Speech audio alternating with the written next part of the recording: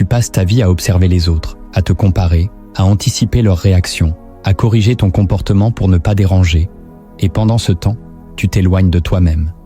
La plupart des gens ne souffrent pas d'un manque de talent, mais d'un excès de dispersion. Machiavel l'avait compris avec une lucidité brutale. Celui qui veut gouverner sa destinée doit d'abord cesser de vivre à travers les regards extérieurs. Se concentrer uniquement sur soi-même n'est pas un caprice narcissique, c'est un acte de survie psychologique. Dans cette vidéo, je vais t'emmener au cœur d'une vérité inconfortable. Plus tu cherches à plaire, plus tu perds ton axe. Et plus tu perds ton axe, plus tu deviens manipulable. Écris en commentaire, je me recentre sur mon propre pouvoir. Abonne-toi, aime cette vidéo et reste jusqu'à la fin, car une révélation silencieuse t'attend. Une vérité que peu osent affronter, mais qui peut transformer ta manière de vivre et de décider. Depuis la Renaissance italienne, une idée dérangeante traverse les siècles comme une braise sous la cendre. L'homme n'est respecté que lorsqu'il cesse de chercher à être aimé. Machiavel, observateur froid des cours et des intrigues, ne parlait pas de morale idéale, mais de réalité humaine. Pour lui, le pouvoir commence là où l'illusion sociale s'effondre. Les stoïciens avant lui invitaient déjà à se détacher du tumulte extérieur, mais Machiavel ajoute une dimension stratégique. Se concentrer sur soi-même n'est pas seulement une quête intérieure, c'est une nécessité politique et psychologique. Avec le temps, cette pensée a été caricaturée, réduite à du cynisme, car elle met à nu une vérité que les sociétés préfèrent te masquer. L'individu trop tourné vers l'approbation collective devient faible. À notre époque, saturée de regards numériques et de validation permanente, cette connaissance a été diluée, presque effacée, alors qu'elle répond précisément à nos blessures modernes, à notre dépendance invisible au jugement et à notre peur constante d'être exclu. Maintenant que le décor est posé, il est temps d'entrer dans la mécanique intérieure de ta dispersion. Ce que tu vas découvrir n'est pas confortable, car cela touche à tes habitudes les plus invisibles, à ces réflexes que tu crois naturels. Pourtant, derrière chacun d'eux se cache un choix inconscient, celui de vivre pour toi ou pour le regard des autres. Le premier principe que tu dois comprendre pour te concentrer uniquement sur toi-même est que ton identité a été façonnée sous surveillance. Depuis l'enfance, tu as appris à ajuster ton comportement en fonction des réactions extérieures, à modifier ton ton, tes ambitions, parfois même tes rêves, pour éviter le rejet. Ce conditionnement est si subtil que tu le confonds avec ta personnalité. Pourtant, chaque fois que tu cherches inconsciemment à plaire, tu fragmentes ton énergie. Machiavel observait déjà que l'homme qui dépend de l'approbation devient prévisible, et celui qui est prévisible devient manipulable. Lorsque ton humeur dépend d'un message non répondu, d'un compliment absent ou d'un regard froid, tu n'es plus centré, tu es gouverné. Se recentrer exige un geste radical, accepter d'être mal compris. Cela signifie agir selon ta vision, même si elle dérange, parler selon ta vérité, même si elle bouscule. Tant que tu ajustes ton identité pour rester accepté, tu renonces à ton pouvoir. La question silencieuse est donc celle-ci. Qui serais-tu si personne ne te regardait? Tant que tu ne réponds pas honnêtement à cette interrogation, tu restes dispersé dans 1000 miroirs qui ne te reflètent jamais vraiment. Le deuxième principe que tu dois intégrer pour te concentrer uniquement sur toi-même est que ton énergie mentale est constamment dilapidée par des préoccupations qui ne t'appartiennent pas. Tu crois réfléchir, mais en réalité, tu rumines des scénarios sociaux, des dialogues imaginaires, des justifications que tu prépares au cas où quelqu'un t'attaquerait ou te jugerait. Cette activité invisible épuise ton esprit. Machiavel savait qu'un dirigeant efficace ne gaspille jamais son attention sur des opinions secondaires. Il la canalise vers un objectif précis. Chaque minute passée à analyser ce que les autres pensent de toi est une minute retirée à ta construction intérieure. Observe-toi. Combien de décisions prends-tu réellement pour avancer et combien pour éviter une critique? Lorsque ton esprit est tourné vers l'extérieur, tu perds en profondeur. Se concentrer sur soi-même implique un tri brutal.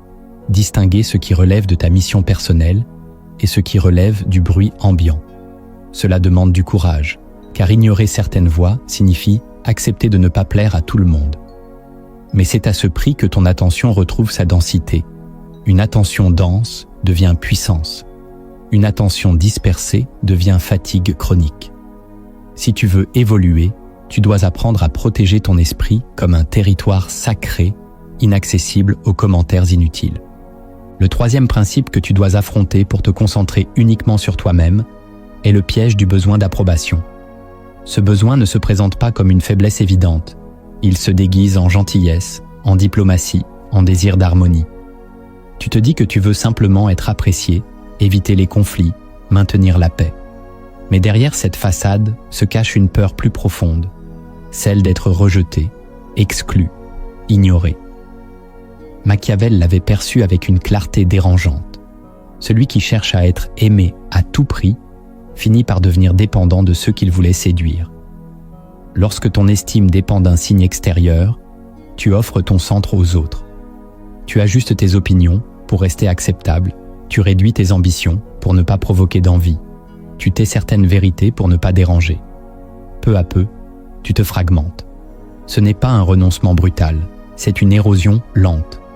Se recentrer sur toi-même exige de tolérer l'inconfort du désaccord.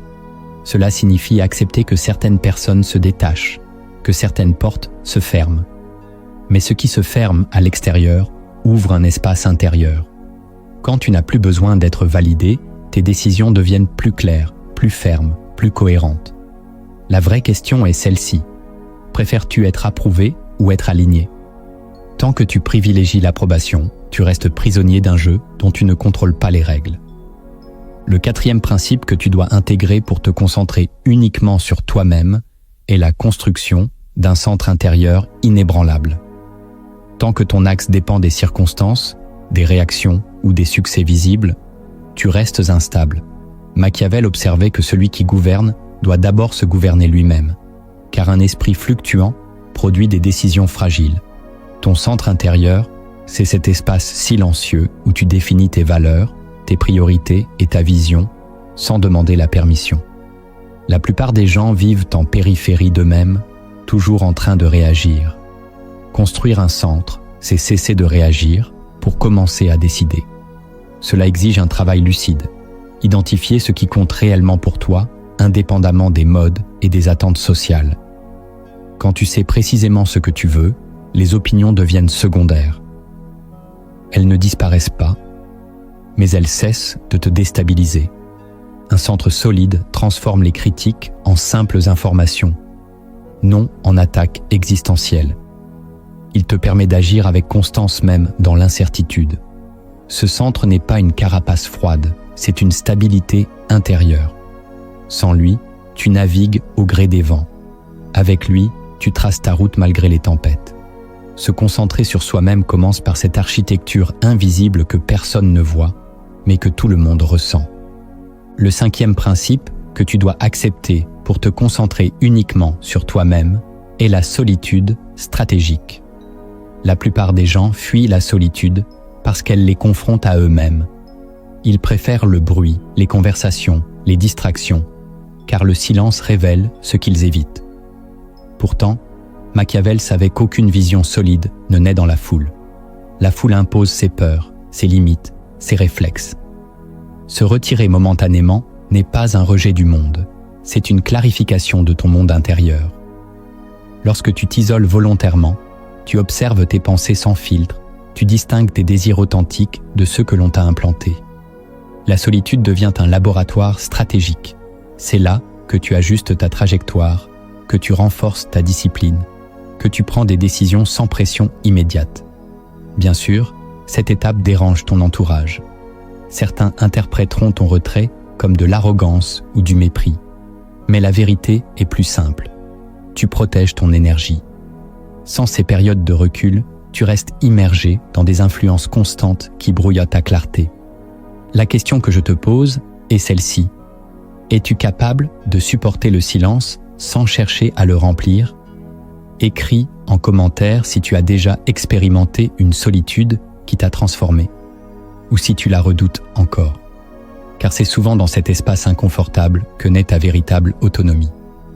Le 6e principe que tu dois maîtriser pour te concentrer uniquement sur toi-même est le détachement émotionnel face au jugement. Tant que chaque critique t'atteint personnellement, tu restes vulnérable. Tu confonds opinion et vérité, perception et réalité. Machiavel comprenait que l'image publique fluctue constamment, mais que l'action stratégique ne peut pas dépendre de ces variations. Si tu laisses les commentaires définir ton humeur, tu offres aux autres un levier direct sur ton équilibre. Le détachement ne signifie pas l'indifférence totale, il signifie que tu ne laisses plus les paroles extérieures pénétrer ton centre. Cela demande un entraînement intérieur. Observer une critique sans y réagir immédiatement, analyser si elle contient une information utile, puis décider consciemment de l'intégrer ou de l'ignorer. Lorsque tu cesses de réagir impulsivement, tu récupères de l'espace mental.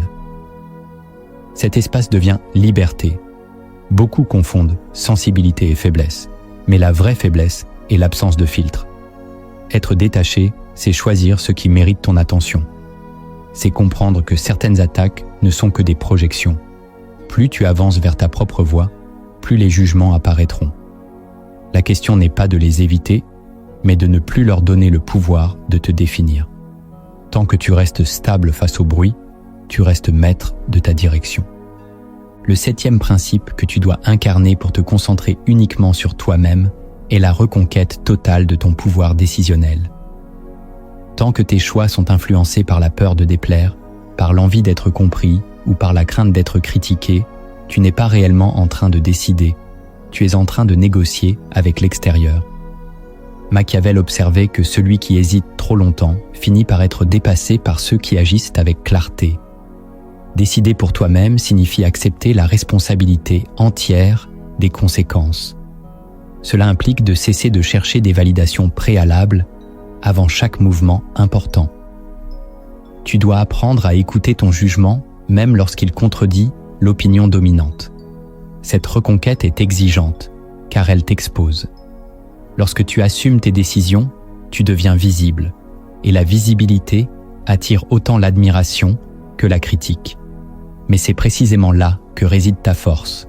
Un individu centré ne demande plus la permission d'exister selon ses propres critères. Il avance, ajuste, apprend, mais ne se renie pas. Plus tu renforces ce pouvoir décisionnel, plus ton environnement s'adapte à ta cohérence. Se concentrer uniquement sur toi-même n'est pas un retrait du monde, c'est une manière d'y entrer avec autorité. Lorsque tu reprends la main sur tes choix, tu redeviens l'architecte de ta trajectoire au lieu d'en être le spectateur passif. Avant d'aller plus loin, comprends ceci. Se concentrer sur toi-même peut devenir une illusion supplémentaire si tu ne vois pas les pièges cachés derrière cette idée. Il existe une frontière subtile entre la puissance intérieure et l'orgueil déguisé. Maintenant, nous allons pénétrer cette zone grise, là où l'ego se mêle à la lucidité et où la maturité devient indispensable. La première vérité dérangeante que tu dois affronter est que l'ego peut se cacher derrière ton désir d'indépendance. Tu peux croire que tu te recentres, alors que tu ne fais que renforcer une image de toi plus rigide, plus défensive, plus isolée. Machiavel n'encourageait pas l'orgueil aveugle, il observait les dynamiques humaines avec froideur. Se concentrer sur toi-même ne signifie pas te croire supérieur, ni mépriser les autres. Cela signifie clarifier ton axe. Mais si tu utilises cette idée pour te couper du monde par ressentiment ou par besoin de te sentir unique, tu tombes dans un piège subtil. L'ego adore se déguiser en force. Il te murmure que tu n'as besoin de personne, que tu es au-dessus des critiques, que tu dois ignorer tout le monde. Pourtant, la vraie puissance n'est pas une fermeture, c'est une stabilité. Tu peux écouter sans être influencé, interagir sans te dissoudre. La différence est fine, mais essentielle. Si ton recentrage t'isole dans une tour d'orgueil, il devient fragile. Si au contraire il t'ancre dans une conscience lucide, il devient solide. Pose-toi cette question intérieure. Est-ce que je me concentre sur moi pour évoluer ou pour me protéger d'une blessure non résolue? La réponse déterminera la qualité de ta transformation. La deuxième vérité dérangeante que tu dois examiner est l'illusion de l'authenticité affichée. Notre époque répète sans cesse qu'il faut être soi-même, mais elle transforme aussitôt ce soi en vitrine. Tu crois te concentrer sur toi, mais tu construis parfois une version optimisée de ton identité pour qu'elle soit visible, appréciée, partagée. Machiavel aurait reconnu ce mécanisme. L'image publique est un outil, pas une essence. Lorsque ton authenticité devient une performance, tu retombes dans la dépendance au regard extérieur. Tu ajustes ton discours pour qu'il paraisse profond. Tu exposes tes failles pour paraître humain. Tu mets en scène ta singularité. Ce n'est plus un recentrage, c'est une stratégie inconsciente de reconnaissance. Se concentrer sur soi-même exige un courage plus discret. Accepter qu'une grande partie de ton évolution ne soit ni vue ni applaudie. Le travail intérieur réel est souvent silencieux, invisible, ingrat. Si tu cherches constamment à montrer ta transformation, tu risques de la remplacer par une mise en scène. La maturité consiste à distinguer l'expression sincère du besoin d'exposition. Interroge-toi, honnêtement, si personne ne pouvait voir tes progrès, continuerais-tu à les poursuivre avec la même intensité ? C'est dans cette réponse que se révèle la différence entre une authenticité vécue et une authenticité jouée. La troisième vérité dérangeante que tu dois explorer est le conflit entre désir et sens. Tu crois savoir ce que tu veux, mais as-tu réellement interrogé l'origine de ces désirs ? Machiavel comprenait que les hommes poursuivent souvent des objectifs qui ne leur appartiennent pas, parce qu'ils sont façonnés par l'envie, l'imitation ou la pression sociale. Lorsque tu dis que tu veux réussir, être reconnu, atteindre un certain niveau, est-ce un élan intérieur ou une réponse à une hiérarchie invisible qui te dicte ce qui a de la valeur ? Se concentrer uniquement sur toi-même implique un tri radical entre le désir appris et le désir authentique. Le désir appris te pousse à courir, à comparer, à accumuler. Le désir authentique est plus silencieux, mais plus stable. Il est lié à ton sens profond, à ce qui te construit réellement au lieu de te disperser. Beaucoup confondent ambition et agitation. Pourtant, tu peux être très occupé et profondément désaligné. La vraie question n'est pas ce que tu poursuis, mais pourquoi tu le poursuis. Si ton objectif sert uniquement à prouver quelque chose aux autres, tu restes dépendant de leur regard. Si ton objectif nourrit ton sens intérieur, alors tu avances avec cohérence. Prends un instant et demande-toi, est-ce que mes efforts actuels me rapprochent de ce que je suis vraiment ou seulement de l'image que je veux projeter ? Cette distinction change tout. La quatrième vérité dérangeante que tu dois regarder en face est la dépendance aux comparaisons silencieuses. Même lorsque tu crois te concentrer sur toi, ton esprit glisse subtilement vers les trajectoires des autres. Tu observes leurs réussites, leurs avancées, leurs relations, et sans t'en rendre compte, tu ajustes ton propre rythme en fonction du leur. Machiavel savait que la comparaison constante affaiblit la décision, car elle détourne l'attention de la stratégie personnelle vers une rivalité diffuse. La comparaison peut stimuler à court terme, mais à long terme, elle crée une instabilité chronique. Tu ne poursuis plus ton chemin, tu poursuis une position relative. Se concentrer sur toi-même exige de rompre avec cette mesure externe. Cela ne signifie pas ignorer l'existence des autres, mais cesser de faire d'eux une référence permanente. Chaque individu avance avec un contexte, des contraintes et des opportunités différentes. Lorsque tu compares, tu simplifies cette complexité et tu transformes ta trajectoire en compétition abstraite. Cette logique t'éloigne de ton propre tempo. La maturité stratégique consiste à accepter que ton chemin ne ressemble à aucun autre. Tant que tu te compares, tu restes réactif. Lorsque tu t'ancres dans ta propre progression, tu deviens autonome. Demande-toi sincèrement, si personne autour de moi ne réussissait ni n'échouait de manière visible, comment définirais-je ma propre avancée ? C'est dans cette réponse que naît une stabilité nouvelle. La cinquième vérité dérangeante que tu dois affronter est le mirage de la reconnaissance publique. Tu peux te persuader que tu te concentres sur toi-même, alors qu'en réalité, tu poursuis une validation élargie, plus visible, plus spectaculaire. Machiavel observait que l'apparence du pouvoir impressionne, mais que le pouvoir réel réside dans la maîtrise intérieure. La reconnaissance attire l'attention, mais elle attire aussi l'envie, la critique, la dépendance à l'image. Lorsque ton équilibre dépend de la visibilité, tu redeviens fragile. Tu adaptes ton rythme à la réaction du public. Tu mesures ta valeur à l'intensité des applaudissements ou à l'absence de ceux-ci. Le mirage est subtil. Tu crois que plus tu es vu, plus tu es fort. Pourtant, la visibilité peut devenir une cage dorée. Elle t'oblige à maintenir un personnage, à préserver une cohérence extérieure qui n'est plus forcément alignée avec ton évolution intérieure. Se concentrer uniquement sur toi-même exige d'accepter que certaines étapes importantes de ta vie ne soient pas reconnues publiquement. Écris en commentaire. Je choisis la profondeur plutôt que l'apparence. La vraie puissance ne cherche pas constamment à être confirmée. Elle avance, silencieuse, indépendante du volume des regards. Si tu confonds reconnaissance et valeur, tu resteras dépendant. Si tu dissocies les deux, tu deviendras stable. La 6e vérité dérangeante que tu dois examiner est la peur d'être insignifiant. Derrière beaucoup d'efforts, de performances, de démonstrations, se cache une angoisse silencieuse, celle de disparaître dans l'indifférence. Machiavel comprenait que l'homme craint plus l'oubli que l'échec. Cette peur pousse à se rendre visible à tout prix, à multiplier les prises de position, à occuper l'espace pour ne pas se sentir effacé. Pourtant, cette course permanente te détourne de toi-même. Plus tu cherches à prouver que tu comptes, plus tu montres que tu doutes de ta propre valeur. Se concentrer uniquement sur toi-même exige de faire la paix avec l'idée que tu n'as pas besoin d'être constamment remarqué pour exister pleinement. L'insignifiance sociale temporaire peut devenir une force stratégique. Elle t'offre un espace de construction à l'abri des attentes. Lorsque tu acceptes de ne pas être au centre de l'attention, tu récupères une énergie immense. Cette énergie peut être investie dans ton développement réel plutôt que dans ta mise en scène. La maturité consiste à comprendre que la valeur n'est pas proportionnelle à la visibilité. Si tu ne supportes pas l'idée d'être ordinaire aux yeux des autres, tu resteras prisonnier de leur regard.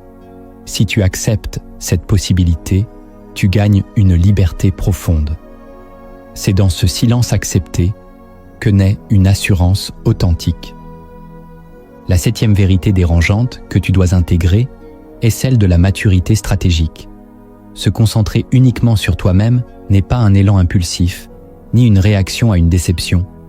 C'est une posture consciente qui se construit dans le temps. Machiavel savait que la stabilité intérieure n'est pas naturelle.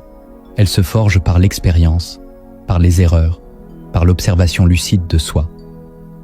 La maturité stratégique consiste à agir sans te justifier constamment, à évoluer sans chercher l'approbation, à corriger tes fautes sans t'effondrer sous le jugement. Elle implique une forme de détachement calme, presque silencieux. Tu n'as plus besoin d'annoncer tes intentions, ni de prouver ta cohérence. Tu avances parce que tu as clarifié ton axe. Cette maturité t'empêche de retomber dans les illusions précédentes, car tu sais reconnaître les pièges de l'ego, de la comparaison, de la reconnaissance. Elle t'apprend à écouter sans absorber, à participer sans te dissoudre. À partir de ce point, se concentrer sur toi-même devient un état naturel, non une discipline forcée. Tu ne te coupes pas du monde, tu interagis avec lui depuis un centre stable. La véritable autonomie n'est ni bruyante ni spectaculaire. Elle est lucide, constante, presque invisible. Et c'est précisément cette invisibilité qui la rend puissante. Maintenant que tu as traversé les illusions, il est temps de passer de la compréhension à l'incarnation. Une idée non appliquée reste une distraction intellectuelle. Si tu veux réellement te concentrer uniquement sur toi-même, tu dois transformer cette lucidité en discipline quotidienne. Ce que je vais te partager n'est pas théorique. C'est un entraînement intérieur qui exige constance et honnêteté. La première technique concrète que tu dois mettre en place est le rituel quotidien de recentrage mental. Chaque jour, sans exception, tu dois consacrer un moment précis à observer ton propre esprit avant que le monde ne l'envahisse. Ce rituel n'a rien de mystique, il est stratégique. Dès le matin, avant les messages, avant les sollicitations, assieds-toi en silence et pose-toi 3 questions simples mais radicales. Qu'est-ce qui dépend réellement de moi aujourd'hui? Qu'est-ce qui ne dépend pas de moi et où vais-je diriger mon énergie? Cette pratique crée une frontière invisible entre ton centre et le bruit extérieur. Machiavel aurait appelé cela une préparation à l'action lucide. Lorsque tu identifies clairement ce qui relève de ta responsabilité, tu réduis immédiatement la dispersion. Si une critique surgit plus tard dans la journée, tu la confrontes à ton axe défini le matin. Si elle n'entre pas dans ton champ d'action réel, tu la laisses passer. Ce rituel renforce progressivement ton autonomie. Au début, ton esprit cherchera à s'échapper, à penser aux autres, à anticiper leurs réactions. Ramène-le doucement vers ton propre terrain. En quelques semaines, tu constateras que ton attention devient plus dense, plus stable. Se concentrer uniquement sur toi-même n'est pas un slogan, c'est une discipline répétée. Ce moment quotidien devient ton ancrage. Sans lui, tu retomberas dans les anciens réflexes. Avec lui, tu commences à gouverner ton esprit avant que le monde ne tente de le faire à ta place. La deuxième technique concrète que tu dois pratiquer est l'exercice de clarification radicale de tes valeurs personnelles. Tant que tes valeurs restent floues, tu seras influencé par celles des autres. Prends un carnet et écris noir sur blanc ce qui compte réellement pour toi, non pas ce qui est socialement valorisé, mais ce qui te donne un sentiment de cohérence intérieure. Identifie 5 principes non négociables qui guideront tes décisions, même lorsque cela te coûtera en popularité ou en confort. Machiavel savait que l'homme sans ligne directrice claire devient malléable. Si tu ne définis pas tes priorités, le contexte le fera à ta place. Ensuite, confronte ces valeurs à ta vie actuelle. Tes actions quotidiennes sont-elles alignées avec ce que tu affirmes vouloir incarner? Si la réponse est non, tu as identifié la source de ta dispersion. Cet exercice est exigeant, car il révèle tes contradictions. Mais c'est précisément ce face-à-face qui renforce ton centre. Une fois tes valeurs clarifiées, utilise-les comme filtre décisionnel. Avant d'accepter une opportunité, une relation ou un engagement, demande-toi si cela renforce ou affaiblit ton axe. Plus tu répètes ce processus, plus tu gagnes en cohérence. Et la cohérence génère une force silencieuse. Se concentrer uniquement sur toi-même devient alors un choix naturel, car tu sais exactement ce que tu protèges et pourquoi tu le protèges. La troisième technique concrète que tu dois intégrer est la pratique du silence stratégique face au jugement. Lorsque quelqu'un te critique, te provoque ou tente de te déstabiliser, ton réflexe naturel est de répondre, de te justifier, de corriger l'image qu'il a de toi. Pourtant, chaque justification excessive renforce l'idée que tu as besoin d'être validé. Le silence, lorsqu'il est choisi consciemment, devient une arme intérieure. Machiavel comprenait que répondre à chaque attaque donne de l'importance à l'attaque elle-même. Apprends à distinguer une critique constructive d'une projection émotionnelle. Si la critique contient une information utile, prends-la, améliore-toi, mais sans agitation. Si elle n'est qu'une tentative de te diminuer, refuse d'entrer dans le jeu. Le silence ne signifie pas faiblesse, il signifie maîtrise. En te taisant, tu observes. Tu laisses l'émotion passer sans la transformer en conflit. Cette pratique est difficile au début, car l'ego veut réagir. Mais chaque fois que tu choisis de ne pas répondre impulsivement, tu renforces ton centre. Avec le temps, tu constateras que beaucoup de tensions disparaissent d'elles-mêmes lorsque tu refuses de les alimenter. Se concentrer uniquement sur toi-même implique de ne plus te disperser dans des batailles inutiles. Ton énergie est précieuse. Garde-la pour ce qui construit réellement ta trajectoire, au lieu de la gaspiller à défendre ton image. La quatrième technique concrète que tu dois appliquer est la déconnexion volontaire des comparaisons sociales. Cela signifie instaurer des périodes précises où tu te coupes des environnements qui déclenchent en toi la comparaison automatique. Réduis consciemment le temps passé à observer les trajectoires des autres, surtout lorsque tu sais que cela altère ton humeur ou ta motivation. Machiavel aurait vu dans cette discipline une manière de protéger ton champ stratégique. Lorsque tu compares constamment, tu ajustes ton rythme à des paramètres qui ne sont pas les tiens. La déconnexion n'est pas une fuite, c'est une réappropriation de ton tempo. Pendant ces périodes, concentre-toi exclusivement sur tes propres indicateurs de progression.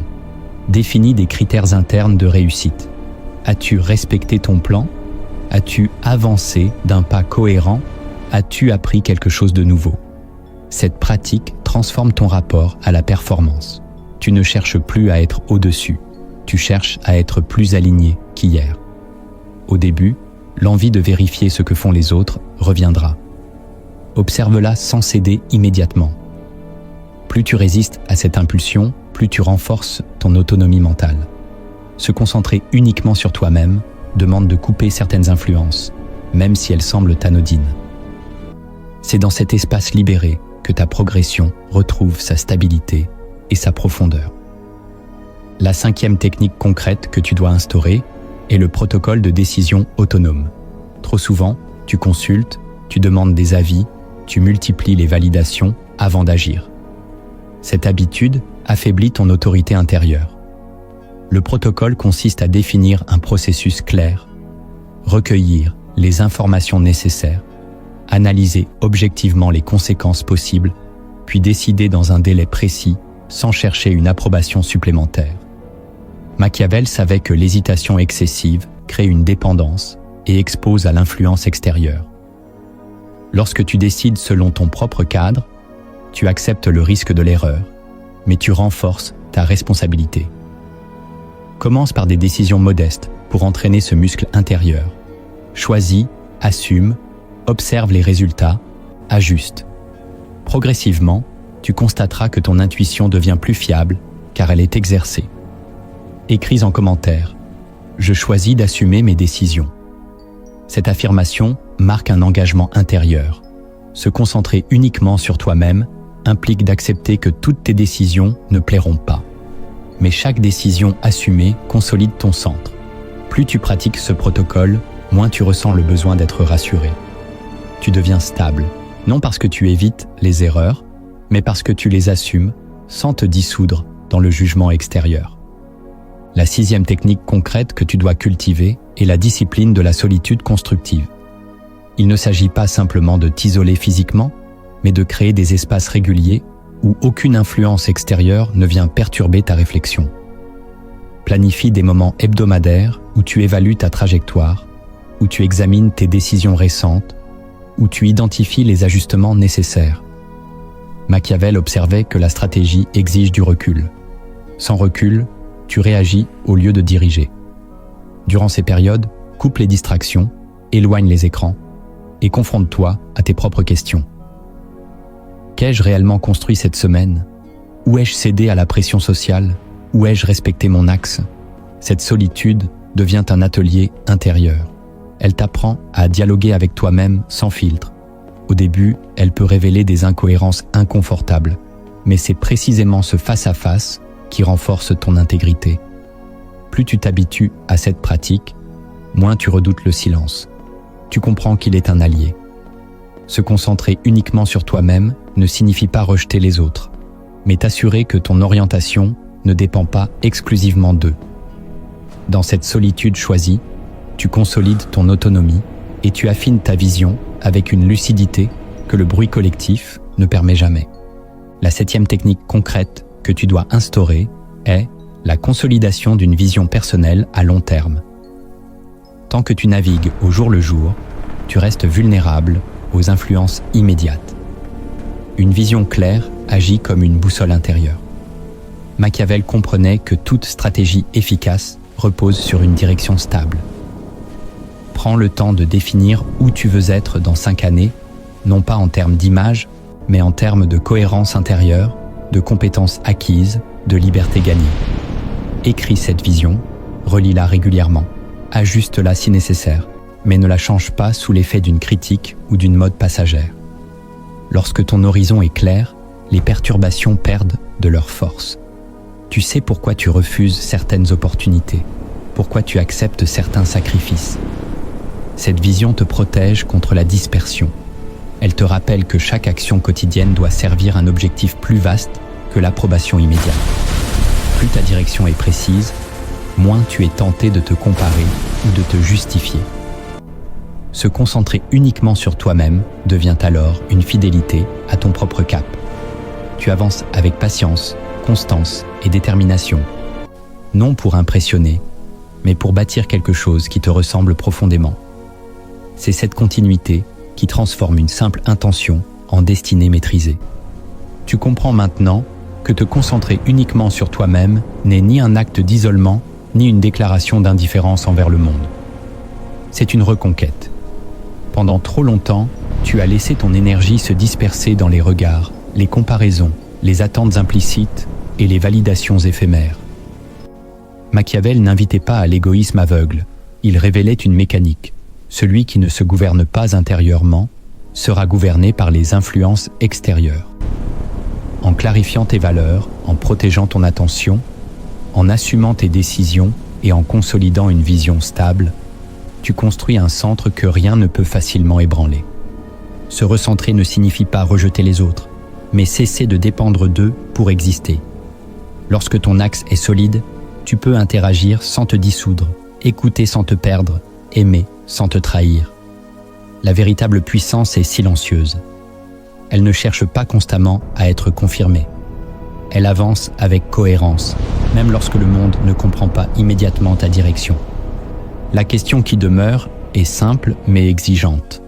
Vas-tu continuer à ajuster ta trajectoire pour rester acceptable? Ou vas-tu accepter l'inconfort d'être pleinement aligné avec toi-même?